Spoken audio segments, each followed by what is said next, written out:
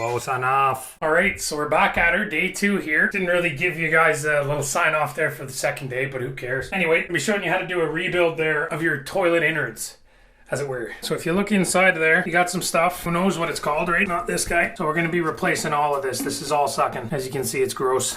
Probably leaks or something or whatever. So we don't really care about the linoleum here because we're going to be covering her up, right? We're just going to ravage or scratch or do whatever we can, right? Okay, so you see this rig? That rig's got to be coming off of there. Probably going to need a tool. Luckily, we got a box of tools here. Got your handy dandy red wrench. Alberta all 16ths, right? So that's going to only need to be loosened a little bit with the wrench, and then you can just slap her off. Just like that. And then this rig just comes out as a whole unit, right? Look at how nasty it is, right? We got such hard water here in the Calgary. So this is the float. That's the stem. That's the drainage tuber. This thing is the shower faucet. I mean, no, it's that's the shower stem. Stop trying to tell people what it is. You don't even know about it. Okay, so next is going to be this guy, the flapper valve. I know that when you pull up on your rig, it goes like that, and then down she goes right into the. It's not looking good in there. Eh? That's looking like some mold or something. Whatever, going in the garbage. We'll get her. All right, so it's been a sec. This rig here, pretty handy. Let's say I'm not really sure what it is actually. Slip and lock nut wrench. Now, one thing I'm not going to be doing here, guys, is replacing this. That's just because I wasn't able to find that rig. I wanted to have these little spacers there, and I can't find another one with that, so I'll just reuse it. I mean, it's not looking too bad. Just clean her up a bit, right?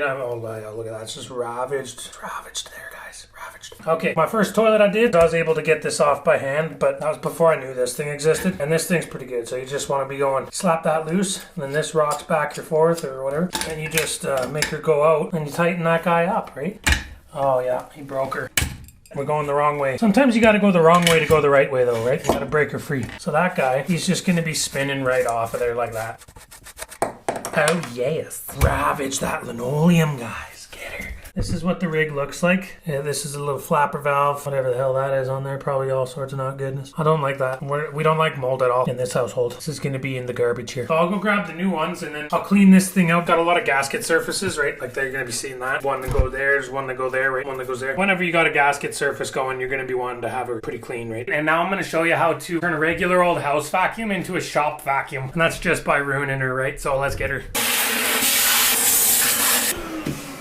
She's ruined pretty good. Now she's going to end up down in the garage. We're going to go buy a Dyson or something, right? A Dyson. So you're going to be wanting to have something like these guys here. Doesn't have to be exactly them, but yourself a flush valve. That's what that thing's called.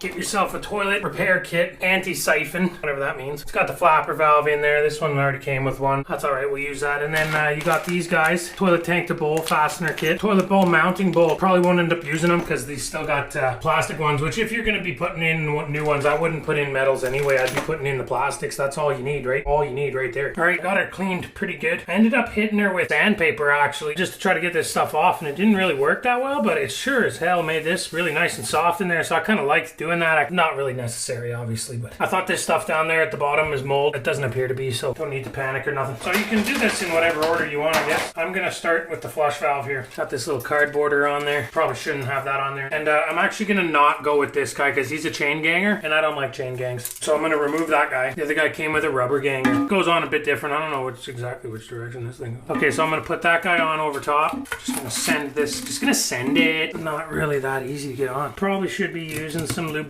It's supposed to go on the bottom of that. Oh, he's ripped holes in the gloves. He's touched the unsightliness. Just struggling.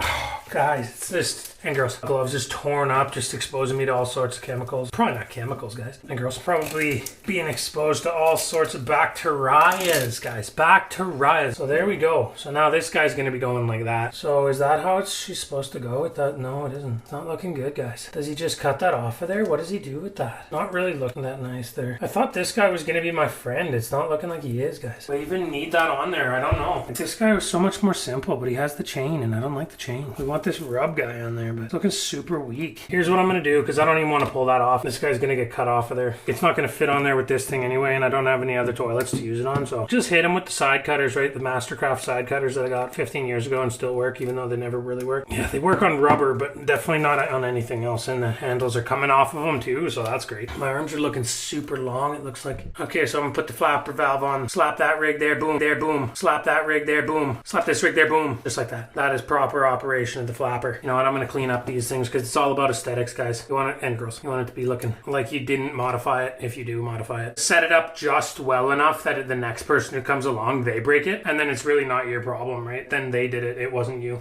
Oh, I already pulled gloves out, guys. Wow. Why didn't you tell me, guys? Why didn't you tell me? They can't hear you. So remember this? Gotta loosen that off. This thing looks like it sucks. Yeah, that guy's much better. You see, a lot of these toilet things, you can really interchange them to how you like. This looks just so shitty, right? I've had key rings that are like better than that. This is a more spongy kind of feel to her. I kind of like that one better anyway, right? It's so much better working with new toilet stuff than old toilet stuff because you got that like inherent gagginess to like old stuff, right?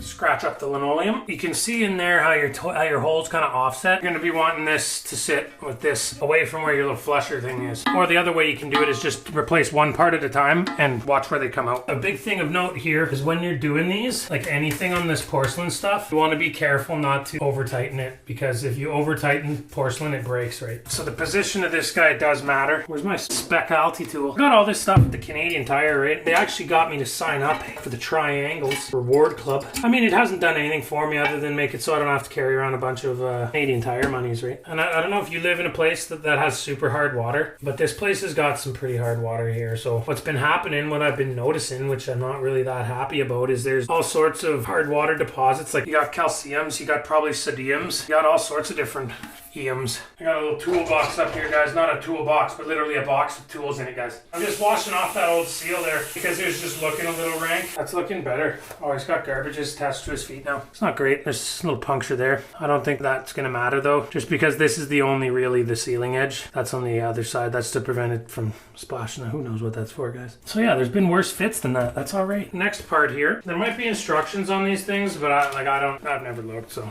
this is your float stem. You're going to be twisting her in there. So we're just twisting the float stem in there. It's looking all crooked for some reason. Probably because it is crooked for some reason. And that's going to get threaded into this part, so I don't really have to worry too much about it right now. This is for if you don't have one of these danglies. Okay, so this goes through that hole. Oh, there's this guy. Don't forget that guy. So that goes in there. This is going to be going on there like that.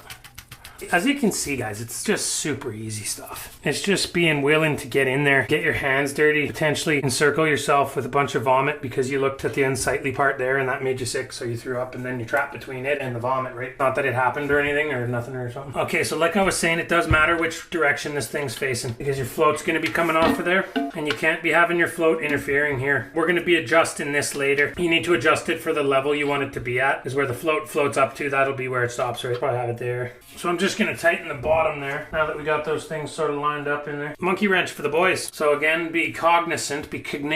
You don't want to break your porcelain by over tightening her, right? If you've never really had a feel for how tight things need to be waterproof, like how tight a rubber part needs to be or whatever, there's really no way to know. Just tighten her until where you think it is. Check for leaks, and if it's leaking, then you tighten her more, guys. It's that easy. These are accessible. They're on the outside of the bowl. You don't have to worry. That's probably going to be about as tight as I want to go. So there's the two parts in. So what's next, you might ask? Person inside there, inside the camera. We got this rig. Now you might be wondering what this rig is. Me too. But in all honesty, I'm not really even sure how this goes on there. This is going to be going here. For sure, that's it. Oh, okay. I'm just attaching it to this little nubbin there. I don't know if you guys can see. This little nubbin sticking off. You can't miss it, guys. You really can't. I might have bought too big of a float. Or not float.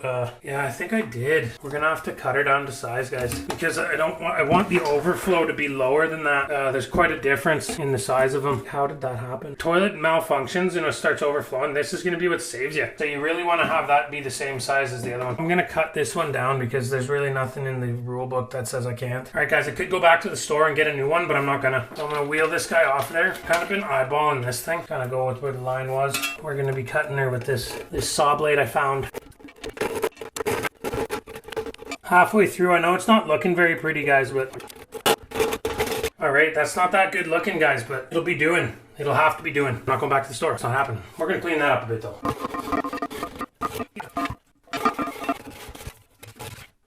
I think we're going to be good on that. Yeah, that's not too bad, considering I was cutting it with a saw blade, not an actual saw. All right, so I vacuumed her out of there, and you can see sort of the finished product there. Didn't vacuum her that well, as you might have expected. That goes there. Thread back in our boy here. When that reaches the top like that, she'll shut off. And this, I don't really know what to do about that. Maybe I could go over, but you don't want it to not be able to reach the top. That's the only other thing. But if you go way over the top, guys, no problem, right? There you go. So that's how I'm going to leave her, just like that. My little modified little stem there. That's going to work fine, I think. I mean, if it doesn't, you can always just just get back in there. Rest in peace. You guys didn't see this because I did it the other day off camera, but this handle, what you're going to be doing is you go in like that. Got this guy, and go in like that. You can try it for hours to tighten it righty-tighty, but because of the way this turns, they have it as a reverse thread, so it's going to actually be lefty-tighty, righty-loosey. And this one you really don't need to use tools on, just give her by hand, because it's just meant to hold that on there. So now, the next step-a-roo, I'm going to try to twist the ball until it stops. Probably not going to stop, guys. I'm just going to leave it there.